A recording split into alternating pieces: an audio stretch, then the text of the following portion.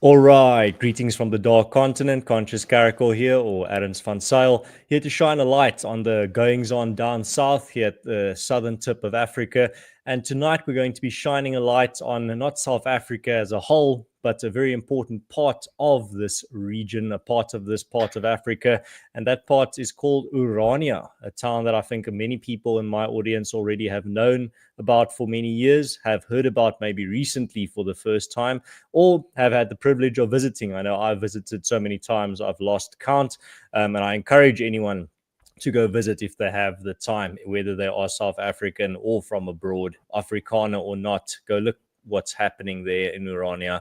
I think you might learn something from a different perspective on not just labor, but also on identity and the Afrikaner culture. And tonight we're talking about particularly a new project in Orania, a project to build a statue. But before we get into that, my guest tonight is Frans de Klerk.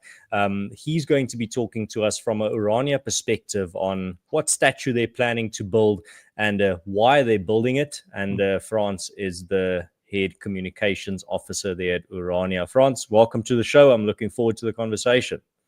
No, Ernst, thank you very much. Thank you for the opportunity, and thank you for what you're doing as well. I follow you on your platforms, and there's always some interesting discussions to have. So it's an honor to be here on your platform. And speaking of social media platforms, I saw you were traveling with some of your Orania friends here up in Pretoria, up north, far away from Orania, very recently, making some videos promoting this project. But what were you doing here besides just the broad promotion of this project? Well, Ernst, I was going to wait a little bit before plugging my own platforms, but a more detailed coverage of our visit to Pretoria and your district there will be posted on the Orania Movement or Orania Beweging YouTube tomorrow. So, but that's in Afrikaans though, so it's for your Afrikaans audience. But we were there for a campaign to promote the Paul Kruger project in Orania. The Paul Kruger project, which I hope many of your listeners, many of your viewers have seen thus far. We are erecting a monument, a replica monument of the Paul Kruger statue in Kerkplein in Pretoria. We are a church plain, right? Church Square in Pretoria. Yeah. We are erecting a replica monument here in Orania. Because we are also building a town square in Orania. And then here Paul Kruger can once again see this Afrikaner city rise up next to him. So we were in Pretoria to hand deliver some of the certificates. People, this is a locally funded or it's a project that is funded by the people, by Afrikaner people, but also Afrikaner supporters of Orania. Anybody who wants to buy a brick for this project can buy a brick. Then you receive a certificate. So you buy a brick for the project. You buy a brick for Paul Kruger's monument in Orania. You receive a certificate with the number brick, the number that you have bought, as well as your name, and then you can take pride in the fact that you have supported us. So we were there to hand deliver some of these certificates to some people that have bought bricks. Do have a little bit of a media campaign, but then also very importantly, we were there to visit Church Square. Now, we are building the replica of the monument. It's important for us to know what the current home of Paul Kruger looks like. And maybe we can discuss this a little bit. I don't know if you have been there, how long ago you have been there yourself. I've been there quite recently, and it's I think there's a lot of reasons why you're building a replica statue. It's not the prettiest part of the city. It's actually sometimes a quite dangerous part of the city, and also a lot of rubbish lying around, gardens not kept very well, a lot of vandalism, a lot of graffiti. But Frans, maybe on that point, let's pause there for a moment. So what were some of your impressions as a young Afrikaner there in Kerkplein, there close to the statue, looking at this heritage site, at this monument to Afrikaner culture and to the Afrikaner people in the heart of Pretoria? Well, it was not my first time there. However, it was the same experience every time that I went to Church Square. The first issue always of going to Church Square, which is an Afrikaner heritage terrain, right? It's an Afrikaner heritage area, Church Square. That is what it is. That is what the monument represents there. That is what the buildings, the entire square, it's an Afrikaner heritage site. The first problem or the first issue with going there is finding parking. We had to not parking because there's not enough available, parking because you're afraid that your bakkie or your car is going to get broken into. Safe parking. So from our group, from Orania, we left someone behind at the car. Just always have eyes over the car. And now we are ready to go to this Afrikaner heritage site and look at the monument. First of all, it does not feel like an Afrikaner heritage site because there are not many Afrikaners. We were the only Afrikaners on Church Square during our visit. It's dirty. It's not well maintained. I took a few selfie videos there, which I didn't post them because in every one of those videos I mentioned something about the smell, and I just felt it's a little unprofessional. But in fact, it's uncomfortable to be there. There's uncomfortable aromas. Let's put it like that. And then the second thing you realize, because you see Paul Kruger statue up there, and as you get closer to it, it's surrounded by Devil's Fork. It's Devil's Fork in English, right? Yeah, and a security fence. Security fence, yeah, that's a better way of putting it. It's surrounded by security fence, and this is because how many times the statue has been vandalized in the past.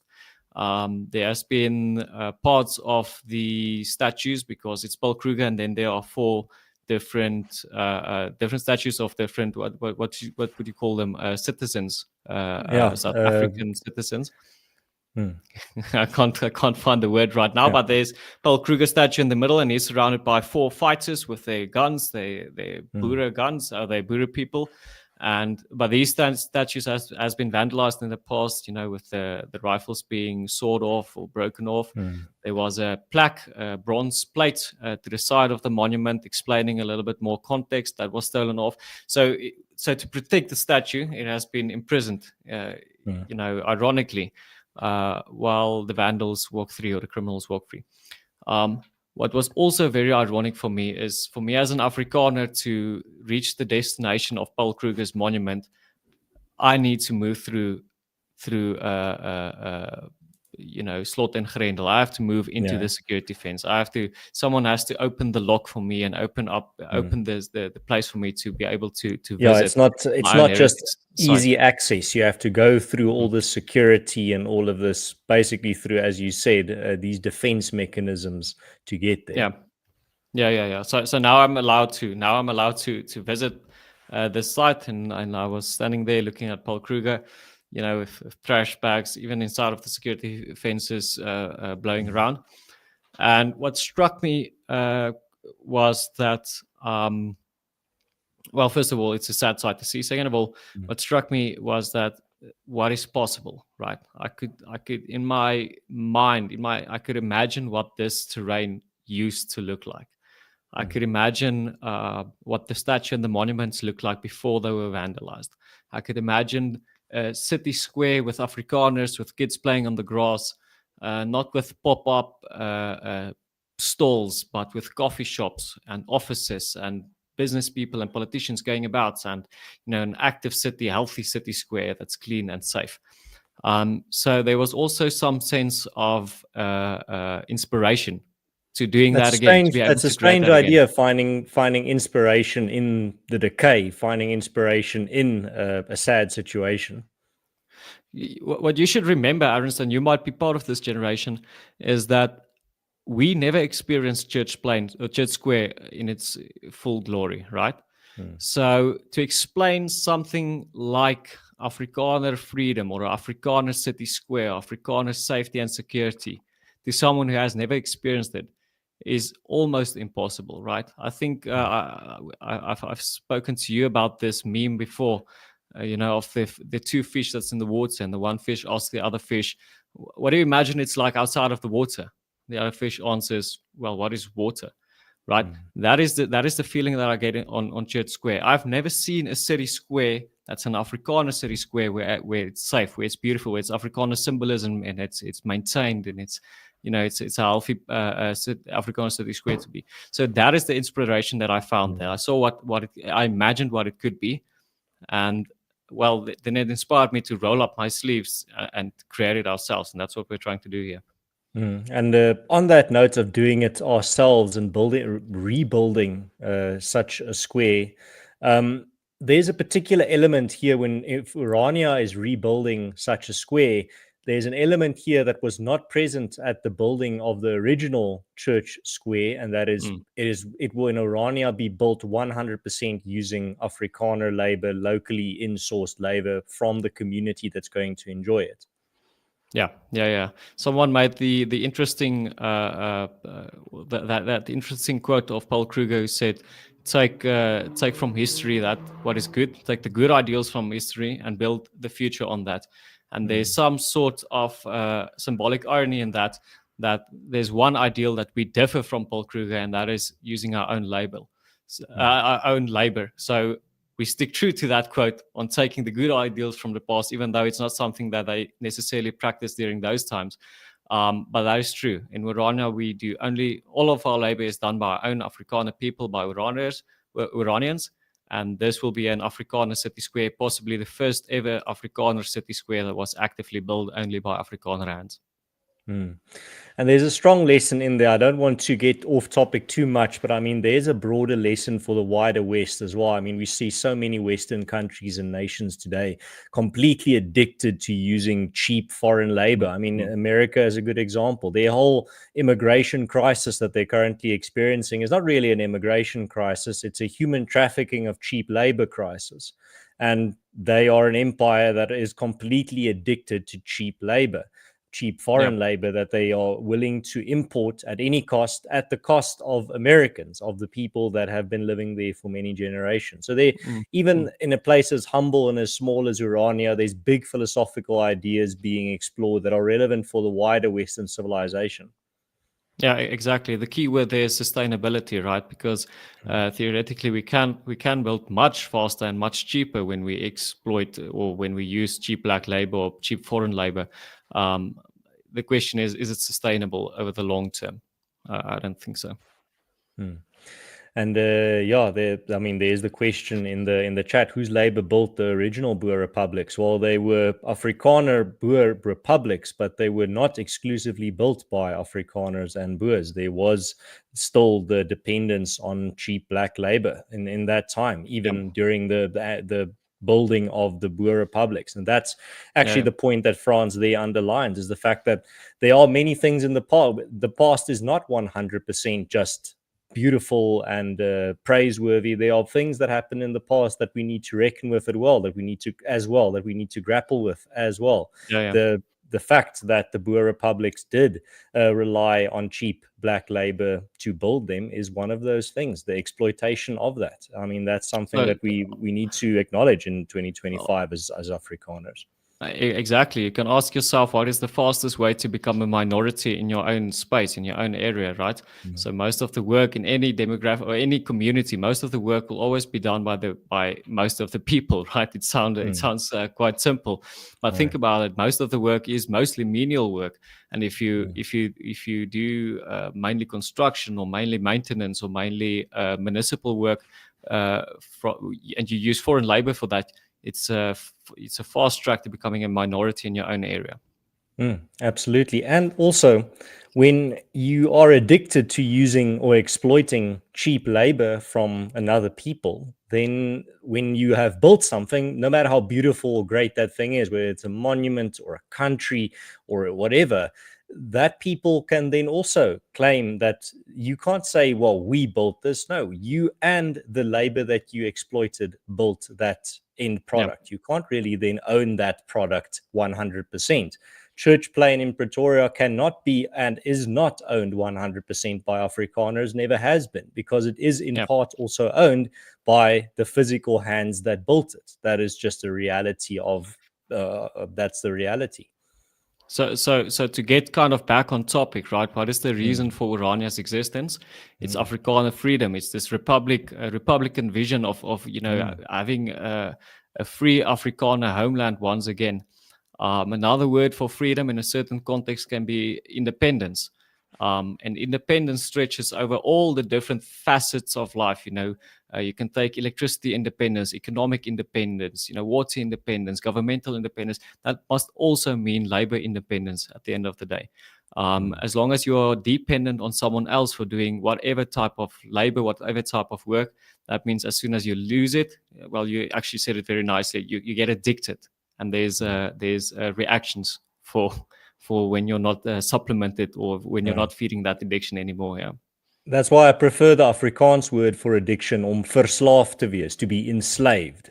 Addiction in Afrikaans literally means to be enslaved to something. And you can be addicted to many things, not just drugs. You can be addicted to cheap foreign labor and exploiting the labor of others, as well, as we're seeing not just in the past, but in 2025 across the world, especially in the Western world. It seems like it's a lesson that hasn't really been learned yet. I see here your colleague and friend Joos Strydom is also in the chat. He says, "Lekker manne." Thank you very much for tuning in, Joos. There's also a comment I wanted to highlight here. Paul Sideliner Opinion says Paul Kruger's farm was called Boekenhoutsfontein. Yes, that is correct. And then Recon1 asks, I don't suppose there's any diplomatic avenue to actually move the original statue. Well, that's a good question in regards to tonight's topic. Frans, there's a reason why you're rebuilding the statue and not moving the statue. Yes, there's a few reasons for that. There's symbolic reasons for that. There's practical reasons for that. I think we should at least say to each other that in the first place, it would be unfair to move the statue from where it is right now. And that there is no reason not to create more statues, right? We are Afrikaners. Unfortunately, as Afrikaners, we are widespread all over South Africa, all over the world right now.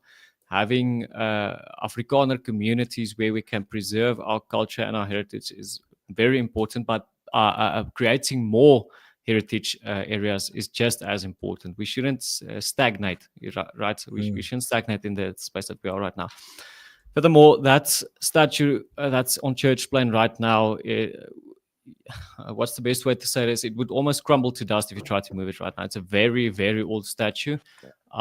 People who have worked in heritage preservation spheres know the amount of bureaucracy and documentation, and it's a very difficult terrain to traverse because there are so many things to keep in mind, and you do not want to dilute any of the symbolism from the statue by breaking anything off or whatever. But then there's also the symbolic idea of creating new statues and new heritage sites, right?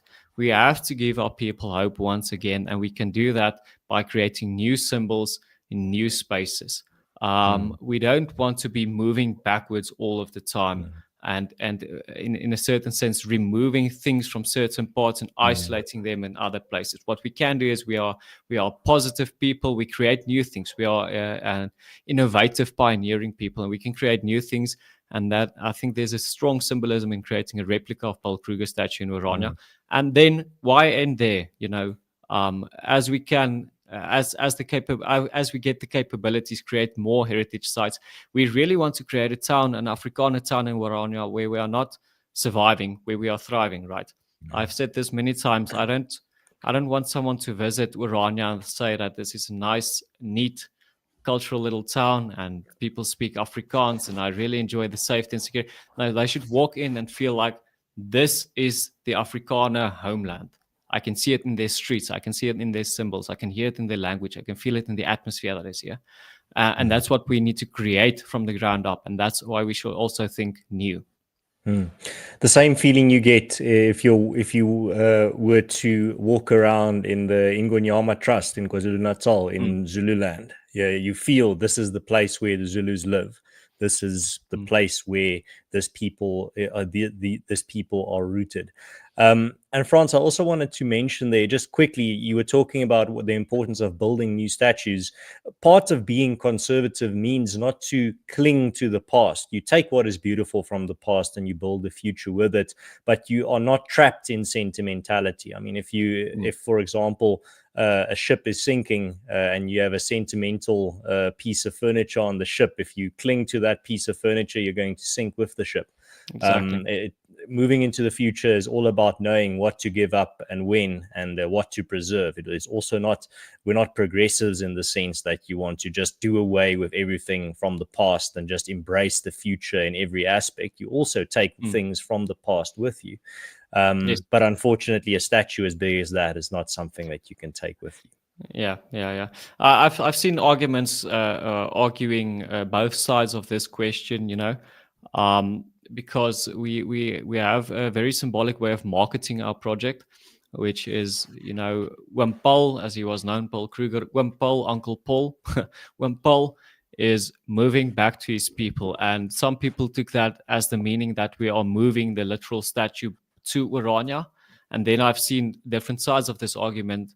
Half of the people saying he should stay where he is. He's where Paul Kruger lived, where he was a politician, to not move our statue, which I totally get. And then I see some arguments saying that he will be safer in Orania, move him to Orania, where he can be with his own people, which I also get, right?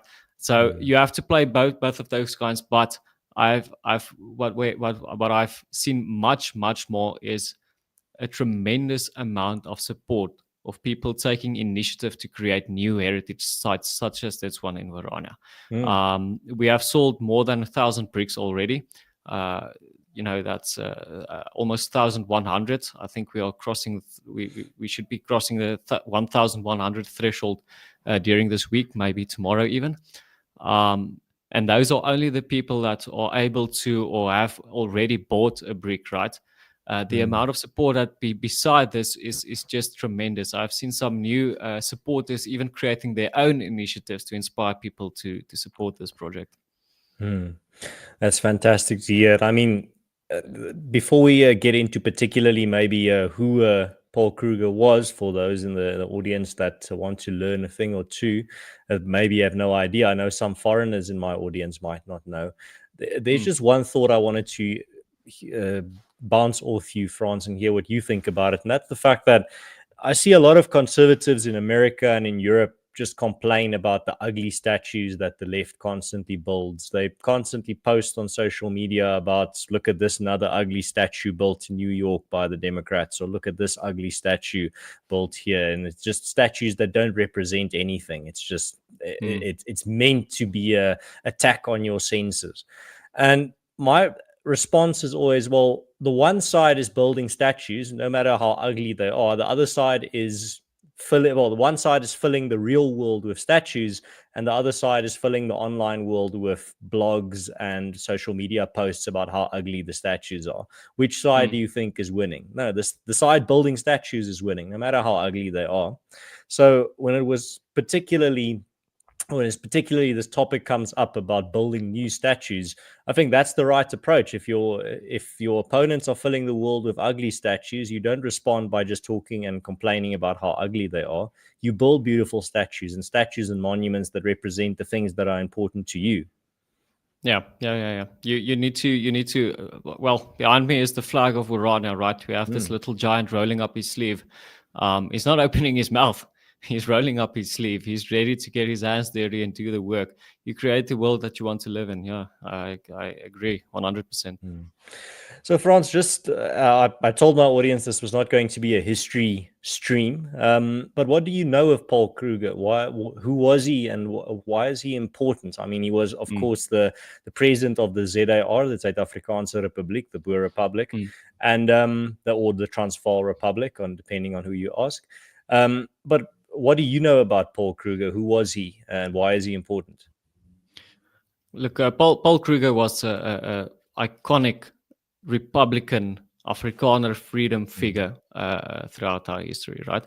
He took part as a teenager during the Great Trek, moving away from the colonies, Afrikaners wanting their independence, and then eventually he was president of the Transvaal. Well, not only was he president, he was the longest serving president of the Transvaal, right? Before this, there was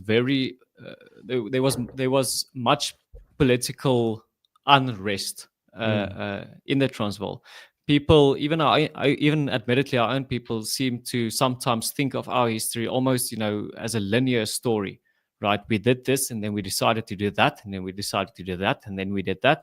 Where Afrikaners have, like every other nation in the world, we have our own political discussions and differences all over time. And then in the Transvaal, you had the same. What Paul Kruger was able to do is he was able to unite people under one, let's call it a constitution, right? Under one form of republic government where we elect our leaders, and even if I don't, or if we elect our leaders, and the people who do not agree with the vote, or if they're outvoted, they are under the law. We elect our leaders, and they are the elected representatives. They are the elected leaders, which is interesting because during the time that he pushed this narrative, he was also a candidate for president, and he drove this narrative very, very hard. There was almost a civil war. There was a fight, in fact, during Transvaal in those times, and he pushed for governance under one elected leader. He was also a candidate for president, and he didn't get elected, but he bowed down to the people's will. It was a few presidents on when he finally got elected. Then he was the longest serving president of the Transvaal. I think he was the last president also, because after that we lost the republics to the British. But under his leadership, under his confident leadership, we built cities, we built mines, we built city squares. We were thriving, and that is why he is this iconic character. I see people are sharing their Paul Kruger facts in the comments. I really appreciate it. So I'm going to share some before we continue. Sideliner Opinion says Paul Kruger is also remembered for starting the Kruger National Park. Then and the Kruger Rand, probably. I hope someone said that. Yeah, the Kruger Rands. I mean, that's also another interesting piece of South African history. We're not going to get into that tonight, but you can go. I'll give you some homework for the audience to go read up on what the Kruger Rands were and what they represent. Then Gatskop Software says President of the South African Republic, Transvaal, Paul Kruger. He served as president of the South African Republic from 1883 to 1900, known for his leadership during the Second Anglo-Boer War. Gatskop is sharing I just want to jump in there. Sure. I just want to jump in there because he played a pivotal role during the first Anglo-Boer War, the Freedom War, as we call them. Him and Joubert and was the other South African leader, the other Afrikaner leader. Not elected leaders in those times, of people who needed to stand up against the British during the first Boer War. I just wanted to mention that. And then, Gatskop Software is sharing a lot of facts here. I really appreciate it. He also says Paul Kruger fought in his first battle at age 16. At just 16 years old, Kruger fought in a commando during skirmishes with local African tribes. He quickly gained a reputation for being a brave and skilled fighter. Gatskop continues. He says, deeply religious, Kruger was a devout Calvinist and could quote entire chapters of the Bible from memory. He believed he was doing God's work and governed with a strong biblical worldview. I've heard that as well. Someone who was very intimately and well-versed in the Bible. I see Hyperquantum says, Conscious Caracal, you should interview Frans de Klerk Sr., who is in charge of the Orania Development Company. Yes, that's Frans. That is Frans de Klerk's father as well. I'll definitely talk to Frans too. I actually saw him today. He's here visiting in Pretoria. Then Sideliner Opinion says Paul Kruger built a school on his farm for farmers and laborers' children with corrugated iron he imported from England. The structure is still on the farm, Boekenotes Fontein. Fantastic. Thank you very much for all the comments so far, sharing all these facts. I really appreciate it. And there's a question for you, Frans. JC asks, can I as an English South African buy a brick? No, please, no English people buying bricks. I'm joking, of course. We have received so much. I've said this already. We have received so much support, not only from Afrikaners, international friends, people buying bricks from France, from Australia, from Canada, from America. Anybody is welcome. Not only do we appreciate your donation, it's a donation, it's a symbolic brick that you buy. You receive a certificate, but also, your name will be remembered in the register as the people who not only funds the monument of Paul Kruger in Orania. That is the symbolic part. That is what we are doing right now. The statue will be in Orania on 10 October. We are opening. We have a ceremony of opening the statue. Paul Kruger will stand there, but you're also helping to fund the city square in Orania. So you have an active support in Orania's development, and we have very much appreciation for that. So you are very welcome. Yes. Before we continue, there is a link in the description of this video where you can go buy a brick if you have not. So that's already sorted for anyone that wants to go support. I actually want to use this stream to encourage people to go buy a brick if they want to. Then Deitlief Moller says, het 'n steen gekoop, dankie julle. Weet julle dalk of oom Paul gaan selfde of anders staan, sê die keer. Frans, as far as the question is, just for those who don't know, the question is Paul Kruger's statue going to look exactly the same, or is he going to be in a different stance or a different pose? Frans, as I understand it, it's going to be a perfect replica. Yeah, so the Federation of Afrikaans Culture, what would you call it? The FAK? Cultural institutions, yeah. Federation of Afrikaans Cultural Institutions actually made a digital copy, a digital 3D copy of the Paul Kruger statue in Churchplein, because they foresaw the amount of vandalism that this statue has received. And then we saw the opportunity here in Orania to use that to make an identical replica. I just want to say this about the vandalism. It's mostly, I think, this is speculation, it's mostly people stealing the bronze from the statue to sell, right? To sell somewhere else. But there has also been instances where it was politically motivated, where people painted in red paint killer on the statue, where the statue was where people tried to burn the statue. It was thrown with green paint as well. I think politically motivated actions.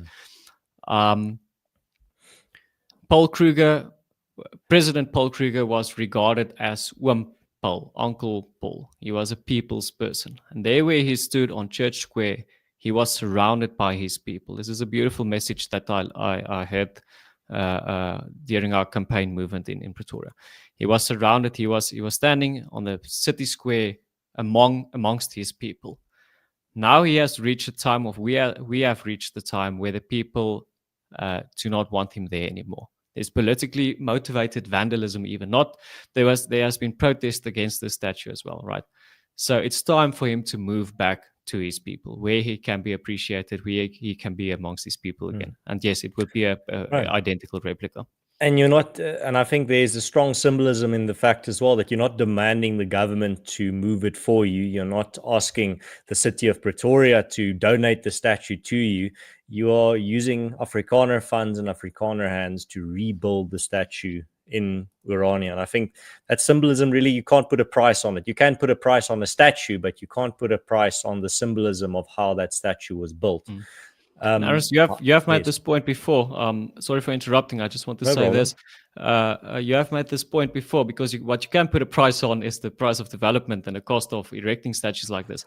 However, it is with small contributions of a lot of individuals grouping together, standing together that make these projects happen, right? So even if we disregard the symbolism of the statue itself for just a moment, there's a very important symbolism in the fact that projects like these are funded by lots of different people making small contributions to create a better future for themselves. And that's the Afrikaner story. I've as you said, I've mentioned this many times, where we, in the past, Afrikaners built universities and institutions and organizations and businesses and major projects with small little donations from a lot of Afrikaners through, for example, and literally the sale of pancakes and Koeksisters to pay off. Which is another monument we have here, right? The Koeksister monument. Yes, quite interesting. Precisely for that. So the fact that after, for example, and I said we're not going to get too deep into the history, but just a quick detail there. After the Anglo-Boer War, a lot of the Boers, especially those that were captured by the British, were not after the Anglo-Boer War, after the 1914 Maritz Rebellion. Many of those that were implicated in that rebellion had massive fines that they had to pay. And they were hugely indebted. They were pretty much bankrupted, and then people sold Koeksisters and pancakes and all these small little treats to raise money for those Afrikaners that were being destroyed by those fines. Like that was actually how the You don't Yes. get a lot of money for a biscuit. That's not a major contribution to Yeah. paying off war debts. But yeah, sorry, Yeah. continue. Yeah. Yeah, but yeah, war debts as well. That's where it was also used. And I mean, that's where the Afrikaner help mekaar movement was founded, in that way, through small donations making a big difference. Frans, there was another question here that I wanted to highlight from Hyperquantum, who says, wow, I didn't know that Frans de Klerk is your father. First time I saw Frans de Klerk was 18 years ago from the Orania Movement's first video.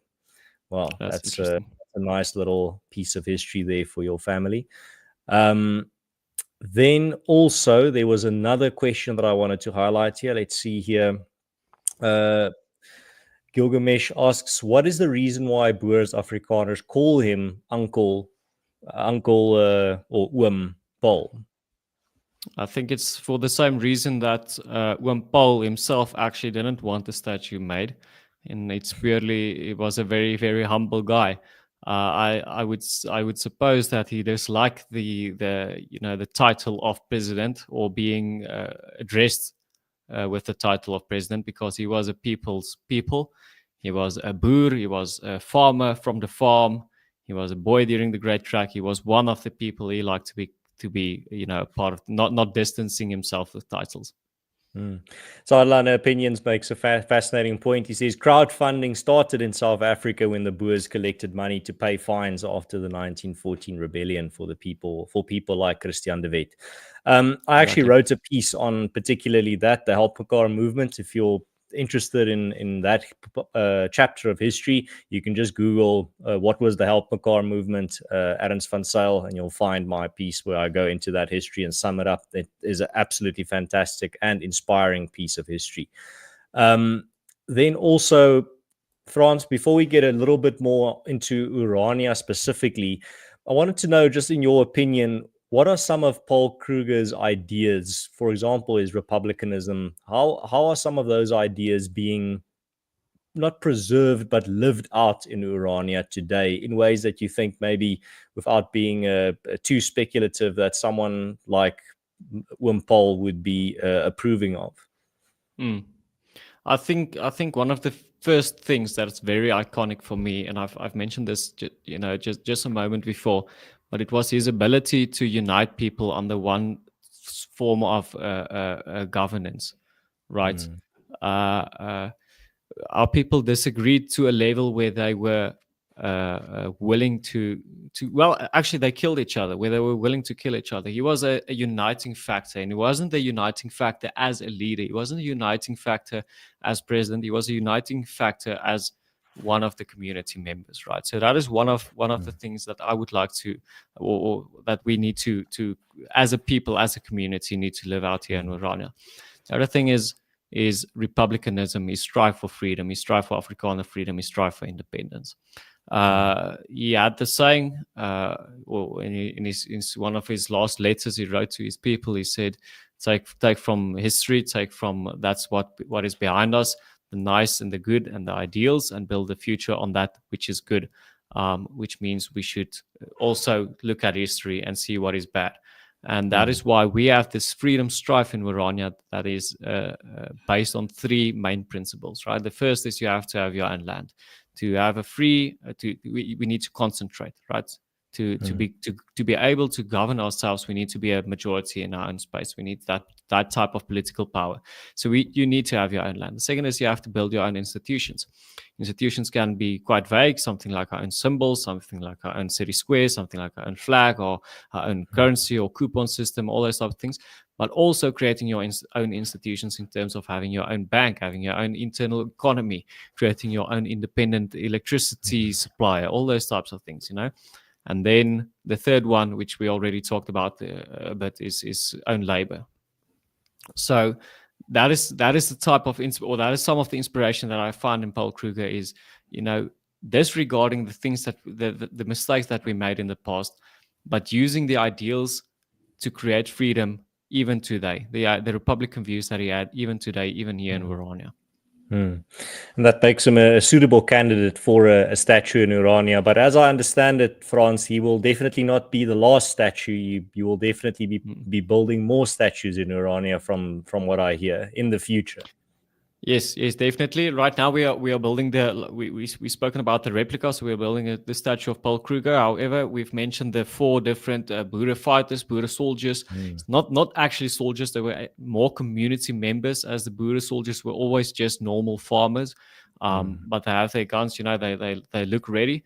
So one day we would like to have those four members on our statue as well, but we can still discuss what those members, those community members should look like.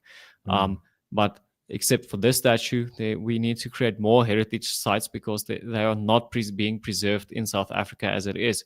It is mm, our responsibility. Right now, something like Church Square is in the hands of the government. They are supposed to be responsible, or they are the responsible entity for that. However, we see that it's not being preserved. So we can sit back and demand, or we can ask and we can scream till we are blue in the face that our heritage should be preserved in South Africa, and then just be outraged the next time someone paints killer on Paul Kruger, or we can preserve it ourselves, take the responsibility ourselves, and create our own new heritage sites. So I can think of a few names of different statues or different monuments that we can erect in Orania on different places. I can think of not necessarily statues of people, but symbols, different symbols that we can create.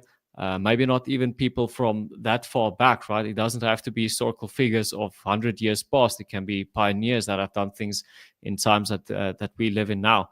But the point I'm trying to make is that it's our responsibility to create new sites like this. Yes. mm. And are there plans in the works in the long term to build a church in the close to the Urania town square as well? Yes, it's completely possible. I won't say it's definitely going to be like that because Mm. this is a long-term project, right? Yeah.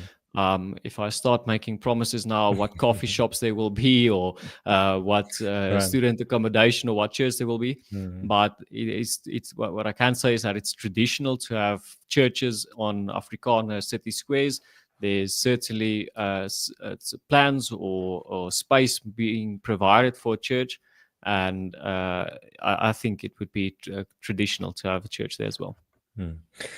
All right, and then as we start winding or closer to the end of our conversation, I just have some details that I want to just reiterate for my audience. So, how many stones or how many bricks have you sold up until this point?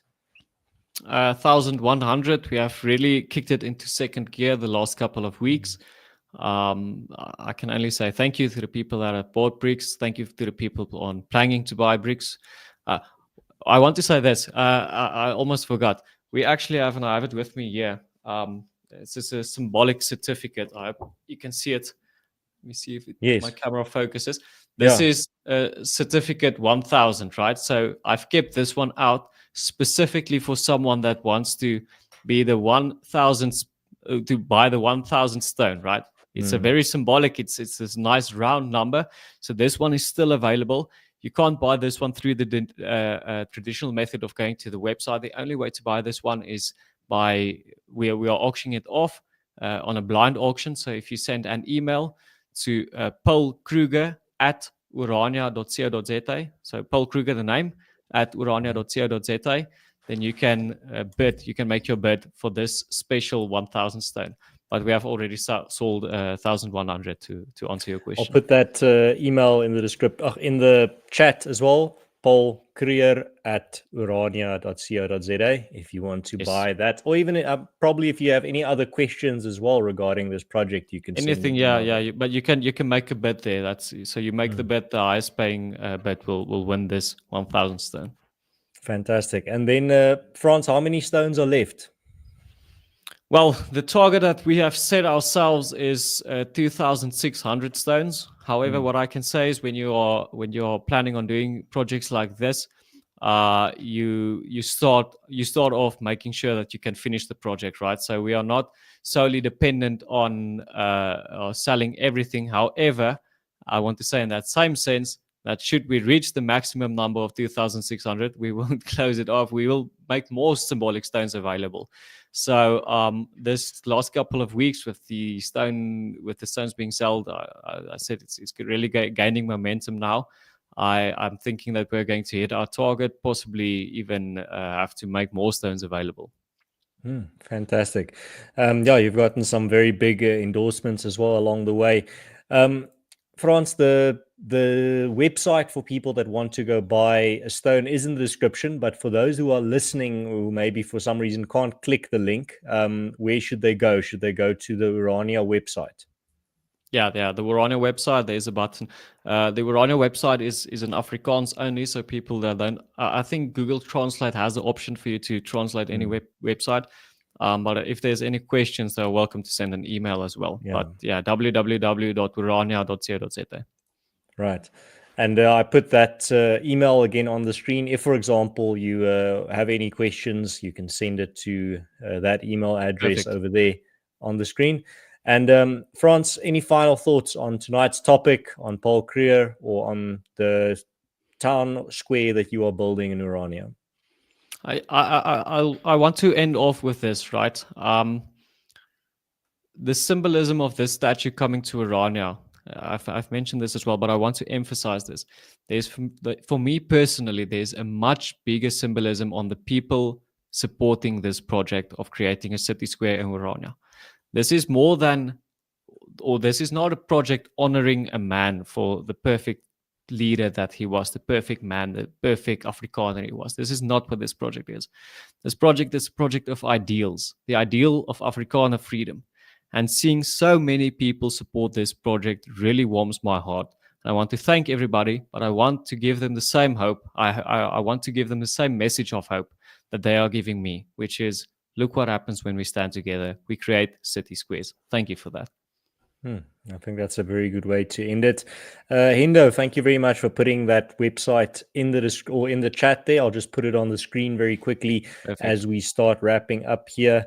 There was another comment here. Bella Sia says, het 'n foto van oom Paul Kruger op my kombuisblad, seker 4 weke al. Fantasties. Wel, daar's verskillende maniere wat jy jou erfenis kan bewaar en herdenk. Daai is sekerlik een van hulle. Roy van Sail says, such an informative chat, guys. Great work. Urania is doing great work for Afrikaner heritage. And then Sideliner Opinion says, wel gedaan Frans met alles wat julle Uraniërs doen vir die bewaring van ons Afrikaner kultuur.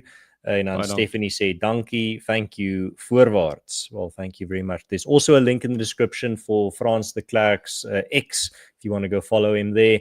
But there's also a link to the Orania Beweging YouTube channel, if you want to go check. Frans, you regularly upload content there, right? Yeah, at least once a week. And we have some good content coming out tomorrow about this project, yeah. And except on X, where else can people find you specifically? Across all the platforms, social media platforms, Instagram, Frans de Klerk, Orania Beweging, Facebook, Frans de Klerk, Orania Beweging, TikTok, Frans de Klerk, Orania Beweging. Those are the best platforms to learn more. Facebook, especially if you just follow the Facebook Orania page, best platform to stay in tune, updated about Orania news. Fantastic. All right. And then thank you very much, lastly, to everyone that tuned in. Thank you for your comments and your questions. I really appreciate it. And also from my side, thank you very much for everyone that has bought a brick to support this very important project. And I encourage everyone to, if you have the money to do it and you love Afrikaner culture, definitely something that you should support. Even if you are a friend of the Afrikaners, even if you're not an Afrikaner yourself, friends of the Afrikaners can also support this project. Frans, thank you very much for your time. Thank you very much for your insights. I really appreciate it. And good luck. I wish you all the best. When will the statue be unveiled? 10 October. 10 October is the 200th year anniversary of Paul Kruger's birthday. So on the 200th anniversary of his birthday, 10 October this year, the statue will be in Orania standing proudly. Great. That's excellent news. And then also everyone that tuned in, if you are watching and it's no longer live, you can still share your thoughts in Afrikaans or English. I read all of them, appreciate all of them in the comments section. And if you're new to this channel and you like these types of conversations, you can leave a like and you can also subscribe. And if you're subscribed, but you sometimes miss the live shows, click that bell to be notified when I go live. Most of my content here is live, so that's definitely a good idea. Frans, I hope you have a fantastic rest of your week. And as I said, all the best and voorspoed for your project. I hope it is a massive success, just building on the success that it already is. Ernst, thank you. Thank you for the opportunity. Thank you for buying a stone yourself. And thank you to everybody watching. All right. Cheers, guys. Have a good one, and God bless. Tot ziens.